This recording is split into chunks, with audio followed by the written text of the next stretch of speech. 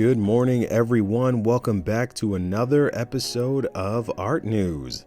The Mugflex is Swan's professional per my last email sender. It's fitting, I guess, because I'm emailing someone about a commission request right now.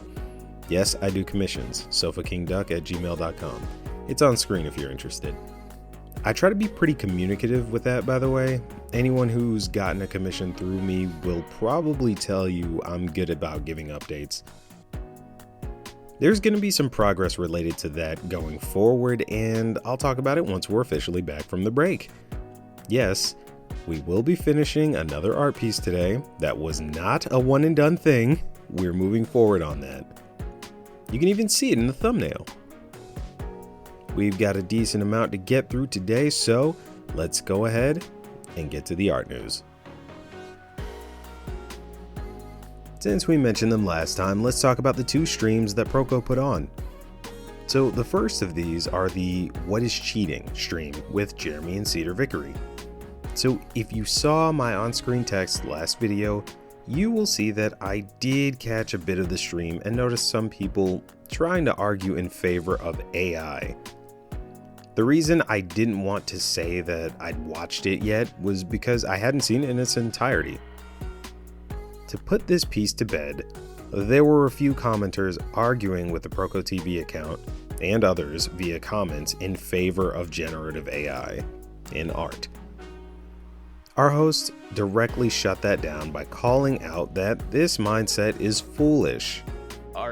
Using digital art tools is like using AI. It's not.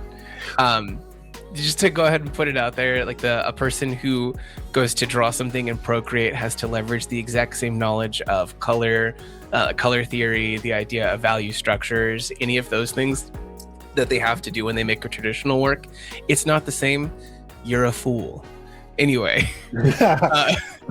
In any true form of art, there are transferable skills, but we're here for the art news, so if you guys want to hear Sofa's rant against AI and AI art or whatever, we'll save that for the end. On to the topic of what is cheating in art. Jeremy specifically gives his own view of what constitutes as cheating. So the question is there a victim? And are you deceiving people? Because I think if the answer is yes, then that's cheating. A very clear-cut stance. Jeremy puts emphasis on the fact that there are people who would rather use nothing but what is captured by your eye to create art. I agree with him that if this is your stance, then more power to you. But if you are using tools that do not have a victim and are not really deceiving people about your artistic ability, there's nothing wrong. Jeremy also believes that there is so much value from using tools like photography to capture a scene otherwise inaccessible. It's no surprise why there is a course on Proko.com hosted by Jeremy that specifically speaks to why artists should learn photography. This is where a lot of this live lends credence. We hear about multiple techniques that are used to demonstrate how old masters did things prior to the introduction of photography, and what the evolution of that looks like. The term used in the live was skill blending, becoming multifaceted in art forms to ultimately blend your different inspirations into something new.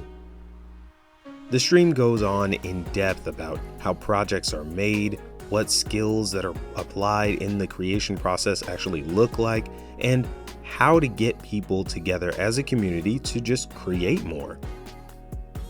This was a great watch. As for the other stream that took place on Friday, the father-son duo was back with Cedar leading the forefront here a bit more. This stream was more about cinematography and all the different tricks used to keep people engaged with scenes. They used K-pop demon hunters to demonstrate how this stuff is done, but made sure to point out that everything from big movie budgets down to short form content on like TikTok or something use these techniques. Super informative, super interesting. I'd definitely say check this out if you haven't yet. We get one last thing from the Proko channel as we continue with the character work from Dave Greco. This is the third this year, and keep in mind, They've all been focused on the same stretch of character creation design. Like always, there's plenty to learn here, so check out this video. Since we're talking about live streams, as a reminder, the 1000 channel did a live fully exploring the Primal Guard gameplay. It was showcased in a digital space, we got to hear a lot about a bunch of different card abilities, and it was just a fun watch a little bit. I tuned in here and there just to kind of see what was happening, what was going on, and maybe to try and pick up how the game is really played. Again, this is amazing. I'm super glad to see that an artist has been able to create something so big and so great. If you're interested, check out the live. See what Peter and the team has been able to come up with. Sam does art. Sam does roast. Sam roasts himself. We've had plenty of positive content from Sam, but he couldn't help but go in on his own art. He looks at a lot of the old stuff that he has from 2020 and rates it accordingly. We get to see all types of art from him, actually stuff that he's never posted, and he tells us why he never posted them. These are from 5 years ago, and as good as we might think they are, Sam only likes a few. There are some that he says he'd actually like to do some more work on. The red car piece, in my opinion, was very amazing, aside from what he points out, I guess. Still better than mine. His opinion isn't the same for all of the pieces, though. He gives reasons to why he wasn't posting some of these, but his feelings have since changed, and he sees the possibilities of what they could be. The growth is definitely obvious, but I feel like these are all better than what I'm doing right now. Also, hope you feel better soon, Sam. He mentions that he's feeling under the weather, or he has been, so if you stop by to watch the video, give him some well wishes. Adam is back with another episode of The Painter's Hollow, and this time it's full of questions from the community. Adam answers questions pertaining to healthy routines, dealing with imposter syndrome, which is what my first video was about, and managing different interests. On that last topic specifically, he actually references Marc's video about JIT and JIT learning that, we covered on the Art News. I love when this happens.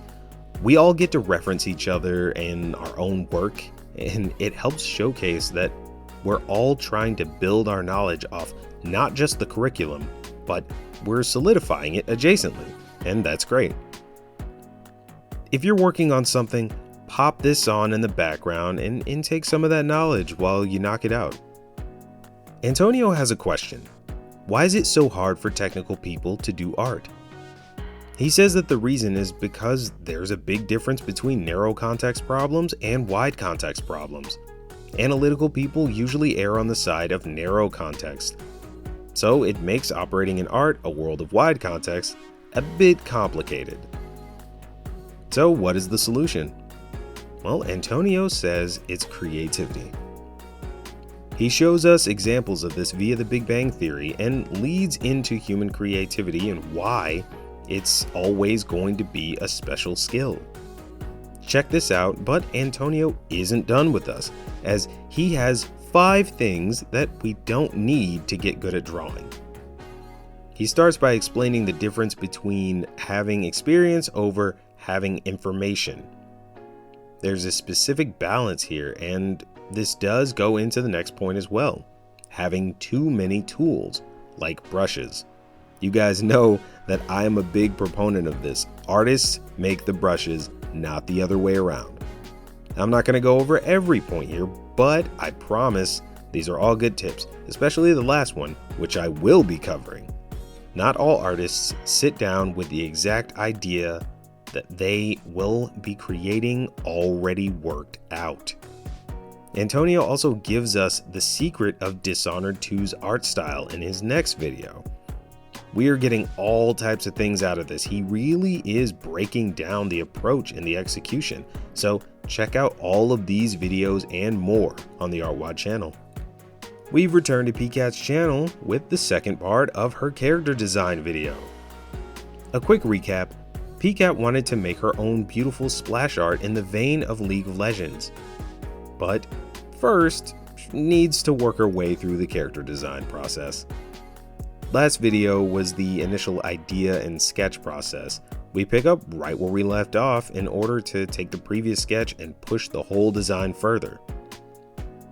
She finalizes the sketch design and starts in with the color, in which case we get to see some nice color theory explanation on how she goes about coloring this character. It comes out great, but now that we have this as a save point, Pikat is evolving the character even further and starting all the way over. She's basically going back to sketching to explore the pose a bit and use her original to reference this new version. The further evolution to this is great. Like, she is pushing it so far and really getting everything out of it. The more she works at it, the more the story explodes from the design. The intentionality is so readable, not just because she tells us, but because the choices she makes in illustrating this character's story are balanced. Definitely check this out. I think she's going somewhere great with this. Once we see her complete this full splash art, it's gonna be great. I actually can't wait. Jazza is ranking all the art mediums Jazza has created in pretty much every way possible, so it makes sense that he would have a tier list on what he feels is the best. Some good, some bad, and by Josiah's own words, some absolutely infuriating. He even explores some of the failures and why they were failures. Specifically, he points out how bad painting with blood was. Fake blood, people. Fake blood. This is a long watch, but it's informative. And, if you're looking to try something new out, it'll probably help you in that direction. Kelsey says we should absolutely be charging more for our art, and I agree, because I personally should be charging more for mine. The point she's making is that this becomes a compromise with you and what you envisioned your art business to be. When you drop the price, you're charging in favor of helping a customer's wallet. You never get to show them the high standard of what your business is providing. You're not just shortchanging yourself, you're shortchanging both. That latter part does sound a bit far-fetched until you think about the fact that from the stance of the customer, people will pay for quality. Not everyone is out here struggling to pay for art, and honestly, if you really are struggling, you probably shouldn't be buying it in the first place. Your customers are there for the product, but also the experience of specifically being your customer. And it's a huge part of the entire ecosystem of your business. Extra little add-ons like print sleeves, thank you cards, and other things like that are all viable additions to your business. Charging properly puts you in the state of making sure that your customers enjoy what they get out of your art. Kelsey makes it clear that not everyone will be happy about this, but that's unfortunately an expected response. Remember this, we're all out here trying to make a living. No one deserves to make less money for the work that they are putting in. Value the time and effort that you're putting in and charge for it. Check out Kelsey's explanation of this and see if it resonates. Kelsey has more for us to think about as she gives us the one thing that is most important to our business: focus. She's pointing out the fact that we may have tons of ideas and ambitions, but we must guard our focus well in order to keep ourselves and our projects running smoothly. Everything has a cost, everything has a startup value, so ultimately, you may want to make a list and decide what you'll say no or not right now to. Kelsey discusses the steps to take for planning and anticipation, so give this video a watch, jot some things down, see if it helps you out. Bro, she looks like she's about to say, "Hello, hibachi beni honey teriyaki." Okay, that was kind of racist. Girl, that opening line was racist as hell. I'm convinced Kooleen is purposefully searching for the line of getting canceled by the art community. Nah, she says that the title is clickbait, but she's back with another quick video, this time roasting a Chinese art style. Kind of, not really. She's actually here pointing out some scary absurdity of some of these weird makeup trends. I will say that these are a bit terrifying. Like, really. But, I'm a live and let live type of person. So check out Kooleen's antics and her correction of some of the artwork that she throws up there and see if you're entertained. Where is your motivation to draw gone? Marc has an explanation and possible fix. Yes, we're discussing another art psychology video, and we start with the 3 things your brain needs to be ready to draw. There's autonomy, competence, and relatedness. We get an in-depth explanation on what's needed to boost these in order to keep ourselves engaged. These last few videos have really been focused on keeping us drawing and keeping us in depth with our work. Definitely give this one a watch. Take in the message. It's important. I don't know what happened, but I randomly got unsubscribed from Jackie. So yeah, don't worry, I fixed this. But it caused me to miss her draw from imagination video. So I thought that this was a good video to kind of cover real fast because Jackie decided to fully attempt drawing from imagination with graphite pencils.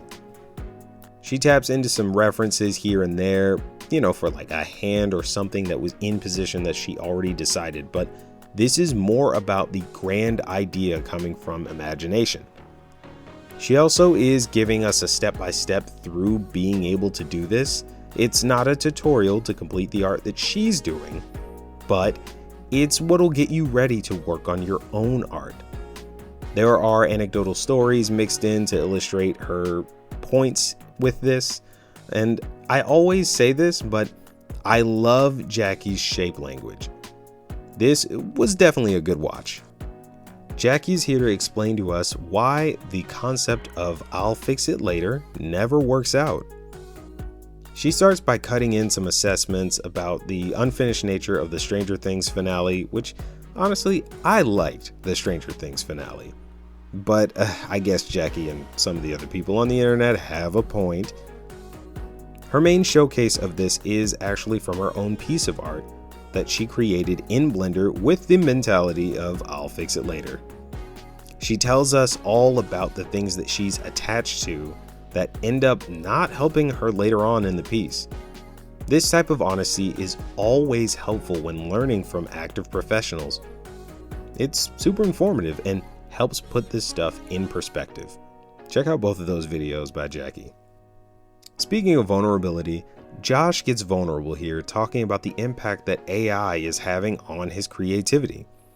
He's noticed himself actively pushing away from doing things that seemingly can be done by AI. It's an attempt to not get replaced. Josh is honest about the art he's doing. He said that the girl in the reference looked good. She got her booty out. But on a serious note, he's discussing how stifled his creativity has been due to trying to separate himself from what AI can create. And I can see what he means. By his own word, this is part of the reason why he hasn't done the hyper-realistic art that he's used to doing. And also why he couldn't continue the daily drawing challenge he started. Although there were a couple other factors like constantly working in other aspects of art.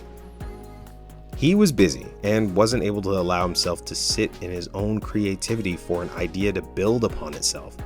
The combination of ruminating on what AI can't and can do, then plus the influx of needing to produce constantly was pushing away his ability to just explore. That is, until he got to the girl with her booty out. He decided it was a good reference, he started drawing, and eventually allowed his idea to grow from it. I'm happy to hear that, Josh. I think that you're right about the passion for our craft, and allowing these ideas to evolve is so important. Let it live, let it breathe, explore the passion, and make something only you can. Josh speaks more about this, so give this a watch. That is it for the episode today, and since we're knocking out finishing this art piece, we'll go ahead and start Sofa's mini AI rant. So here's the thing. We live in a world of constant digital growth.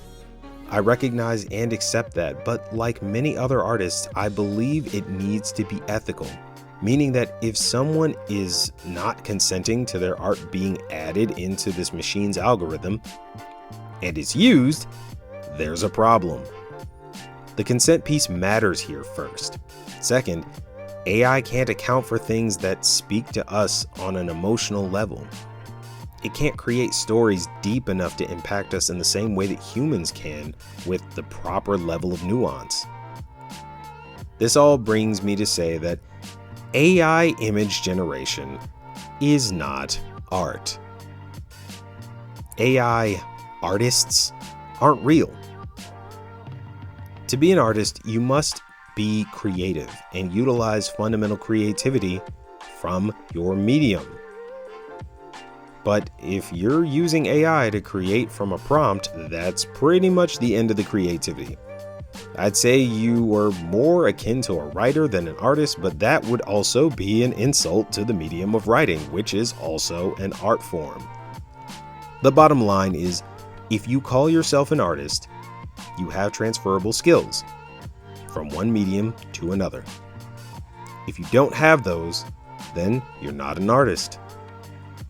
This is why it was mentioned on the Proko stream that digital art is still a valid medium, because you have to know fundamentals on some level in order to create something cohesive. If you take away the AI from these so-called artists who are dependent on it, they're no longer artists. If you take my iPad, my paper, wood, or epoxy from me, I am still an artist. So if the title of artist is collapsed by removing one tool, you were never an artist to begin with. Art isn't just magic, it's a craft. On that note, we will end this episode with another creature feature piece, and this time it is fittingly one of our 3 original characters, our witch that started it all, Bren. I guess this is the first time I've said her name here. Hope you guys enjoyed the art news updates today. Thank you so much for hanging out with me, and with that being said, I will see you soon.